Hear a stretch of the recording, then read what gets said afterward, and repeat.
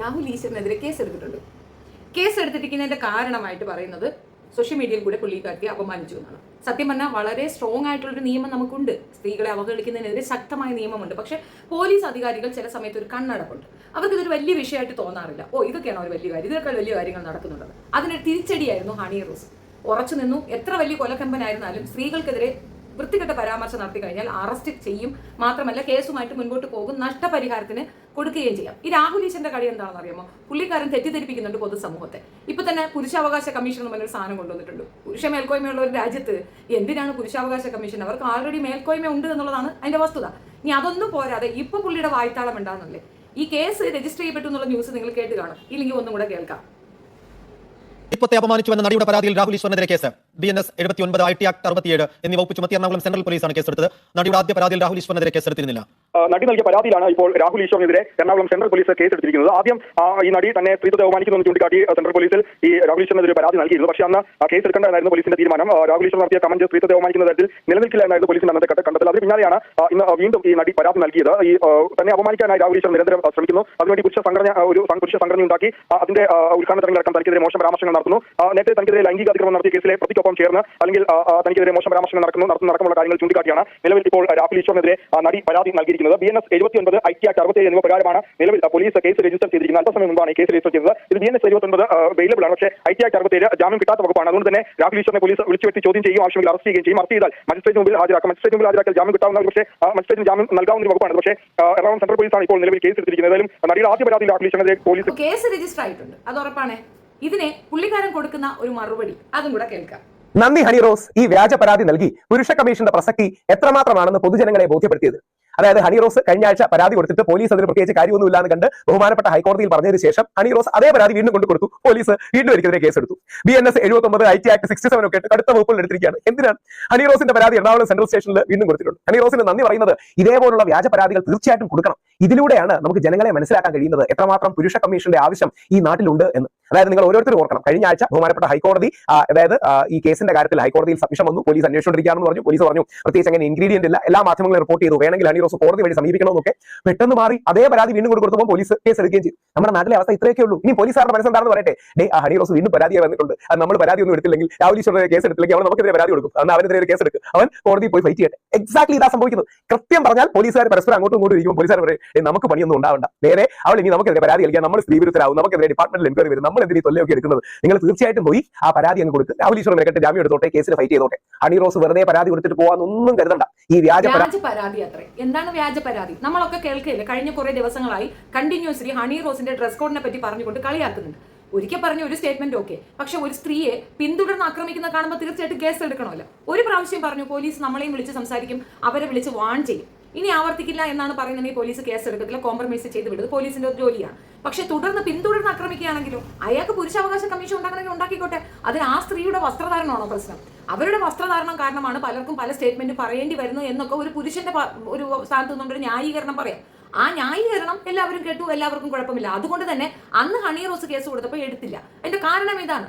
ഒരു പരിധി വരെ ഒരു ശരിയാണെന്നുള്ള തോന്നൽ എല്ലാവർക്കും ഉണ്ടായിട്ടുണ്ടാവും. ഇച്ചിരി കുറച്ച് പ്രൊജക്ഷൻ കൂടുതലാണല്ലോ പുള്ളിക്കാരത്തിക്ക്. അപ്പൊ അതാണെന്ന് കരുതിയിട്ട് അന്ന് അങ്ങ് വിട്ടുകൊടുത്തു. പക്ഷെ പിന്നെ തുടർന്ന് ഈ ഒരു കാരണം കൊണ്ട് പുരുഷാവകാശ കമ്മീഷൻ വരണം എന്ന് പറയുന്നത് എന്താ അടിസ്ഥാനത്തിൽ? ഇതിലെന്താ വ്യാജം ഇരിക്കുന്നത്? ഇയാളും ബോച്ചയും നിരന്തരമായി ഹണി റോസിനെ ആക്ഷേപിക്കുന്നുണ്ടല്ലോ. വാസ്തവമല്ലേ? ആ ആക്ഷേപം അവർ കേൾക്കണോ വേണ്ടേ എന്നുള്ളത് അവരുടെ മൗലിക അവകാശമാണ്. അവർക്കത് കേൾക്കാൻ താല്പര്യമില്ലെങ്കിൽ അവർക്ക് കേസ് കൊടുക്കാം, ഒരു കുഴപ്പമില്ല.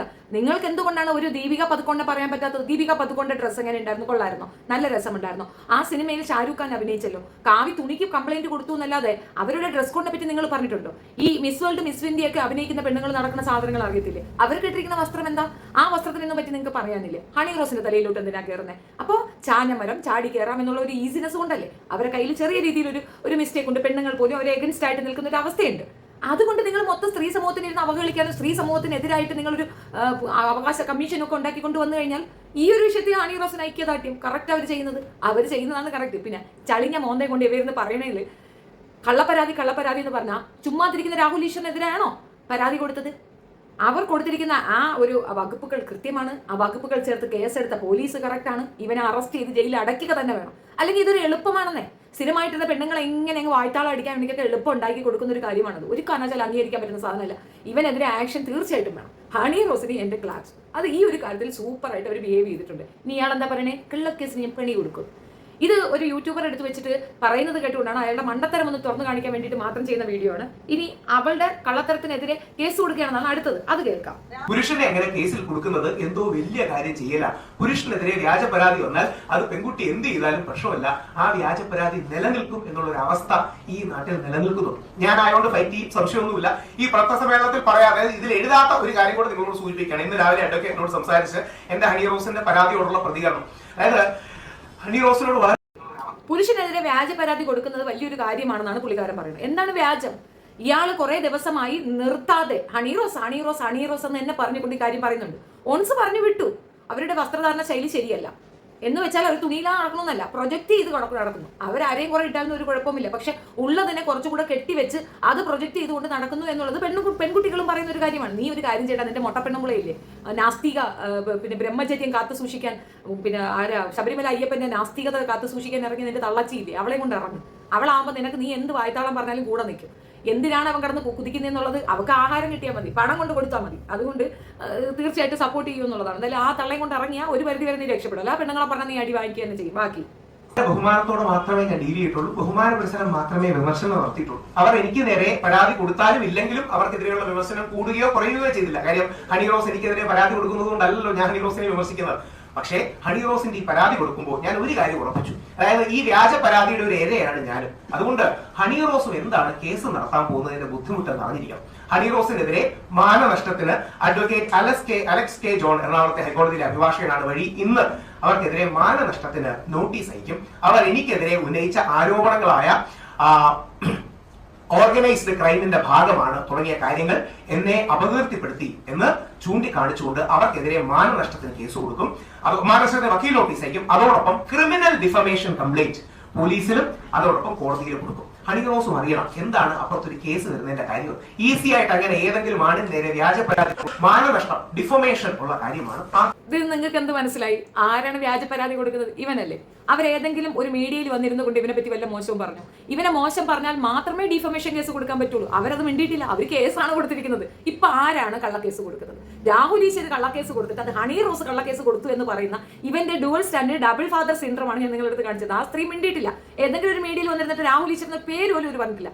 എന്താണ് ഡിഫമേഷൻ എന്ന് പോലും അറിയാതെ ഒരു വക്കീലിനെ അങ്ങോട്ട് ഏൽപ്പിക്കുകയാണ് പുള്ളിക്കാരൻ. അതാണ് കഥ. ക്രിമിനൽ ഡിഫമേഷന്റെ ഭാഗമായി ഹണി റോസിനെതിരെ കേസ് കൊടുക്കും. ഞാൻ തന്നെ അഡ്വക്കേറ്റാണ്, ഞാൻ തന്നെ വാദിക്കും. റോസ് വേറെ ആരെങ്കിലും ഒക്കെ വരും, ഞാൻ തന്നെ അഡ്വക്കേറ്റ് എക്സൈറ്റും സാറുടിയാണ് കൊടുക്കുന്നത്. ഞാൻ തന്നെ ബാക്കിയുള്ള കേസിൽ പാർട്ടി ഇൻപാസനായി അപ്പിയർ ചെയ്ത് വാദിക്കാനുള്ള വകുപ്പുകൾ ഇൻവോക്ക് ചെയ്തു. BNS-ന്റെ 76ഉം IT ആക്ടിന്റെ 67 ഒക്കെ ഇൻവോക്ക് ചെയ്തുകൊണ്ടാണ് ഞാൻ ചാനൽ ചർച്ചയിൽ ഇന്ന് ചർച്ച ചെയ്ത് എങ്ങനെയാണ് ഈ IT ആക്ടിന്റെ 67 വകുപ്പിൽ വരുന്നത്, ഇത് എങ്ങനെയാണ് BNS-ന്റെ 76 വകുപ്പിൽ വരുന്നത്. നമ്മുടെ നാട്ടിലെ നിയമം നമ്മുടെ കൺമുന്നിൽ മിസ്യൂസ് ചെയ്യപ്പെടുകയല്ലേ.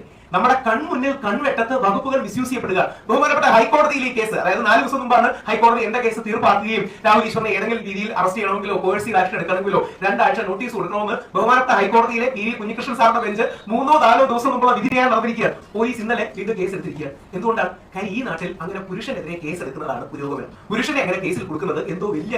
കുറച്ചു മുമ്പ് എന്താ പറഞ്ഞിട്ടുണ്ടായിരുന്നത്? ഞാൻ കേസ് വാദിക്കും. കുറച്ചു മുമ്പ് പറഞ്ഞു വേറെ ആരെയോ കേസ് ഏൽപ്പിച്ചിട്ടുണ്ട്. തലയും വാലും ഇല്ലാതെ ബുദ്ധിസ്ഥിരതയില്ലാതെ എന്തോ വായ്ത്താളടിക്കുന്ന പൊട്ടനായിട്ടാണ് എനിക്ക് ഇങ്ങനെ മനസ്സിലായിട്ടുള്ളത്. ആ സ്ത്രീ എവിടെയും ഡിഫെയിം ചെയ്യാൻ വന്നിട്ടില്ല. പക്ഷേ നിരന്തരം ചാനൽ ചർച്ചകളിൽ ഇരിക്കുന്നു എന്ന് പറഞ്ഞുകൊണ്ട് അവിടെ ഇരുന്ന് കൊണ്ടുപോകും. അപ്പോൾ എനിക്ക് ഈ പറഞ്ഞ സെക്ഷൻസിന്റെ ഡീറ്റെയിലിംഗ് അറിയത്തില്ല, എന്തുകൊണ്ട് ഈ കേസ് എടുത്തിരിക്കുന്നു എന്ന് അറിയത്തില്ല. പോലീസുകാർക്കെതിരെയാണ് വെല്ലുവിളി.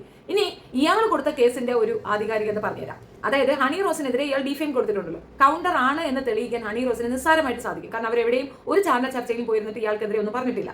രണ്ടാമത്തെ കാര്യം, അവർ കൊടുത്ത കേസിനെതിരെ മറു കേസാണ് ഈ കൊടുത്തിരിക്കുന്നത് എന്നുള്ളത് ആദ്യത്തെ ഹിയറിംഗിൽ തന്നെ എടുത്ത് ദൂരെ കളയും ജഡ്ജി. ബോധമുള്ള ജഡ്ജിയാണെങ്കിൽ, നിയമം അറിയുന്ന ജഡ്ജിയാണെങ്കിൽ തീർച്ചയായിട്ടും എടുത്തങ്ങ് ദൂരെ കളയും. പോകാൻ പറയും, പോടാ എടുത്തേണ്ടത്. കൗണ്ടർ പെറ്റീഷൻ ആണെന്നുള്ളത് തെളിയിക്കാൻ നിസ്സാരമായിട്ട് സാധിക്കും. മാത്രവുമല്ല ഇപ്പോൾ പോലും അവരെ കള്ളക്കേസിലാക്കുന്നു എന്നും ഈ പറയുന്ന നിയമ സംവിധാനങ്ങളെ വശീകരിച്ചു എന്നും ഒക്കെ പറയാതെ പറയുന്ന ഒരു കാര്യമുണ്ട്. ഇതും വേറൊരു ഒഫൻസ് ആണ്.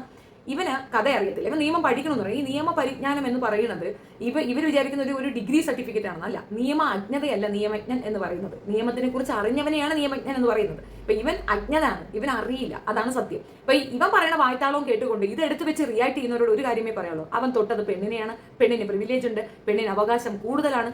കാരണം അവൾ അടിച്ചമർത്തപ്പെട്ട ഒരു ഒരു പ്രതിനിധിയാണ്, അടിച്ചമർത്തപ്പെട്ടവരുടെ ഒരു പ്രതിനിധിയാണ്. അടിച്ചമർത്തപ്പെടലുകളും അടിമത്തങ്ങളും അനുഭവിക്കുന്ന ഒരു വിഭാഗം തന്നെയാണ് സ്ത്രീകൾ. അതിപ്പോഴും അങ്ങനെ തന്നെയാണ്, കാലങ്ങളായി അങ്ങനെ തന്നെയാണ്. ആ വിഭാഗത്തോടുള്ള പരമപുച്ഛമാണ് അവനെ കൊണ്ട് ഇത് ചെയ്യിച്ചിട്ടുള്ളത്. പിന്നെ എനിക്ക് ചില കാര്യങ്ങൾ തുറന്നു പറയണമെന്നുണ്ട്. വേണ്ട, ഡിഫേം കേസ് കൊണ്ട് ഇനി അവ എന്റെ നേർക്ക് വന്നാലോ, അതുകൊണ്ടാണ്. ഇത് കണ്ടപ്പോൾ പറയണമെന്ന് തോന്നിയത് കൊണ്ട് മാത്രമേ ഈ സബ്ജക്ട് എടുത്തതാണ്.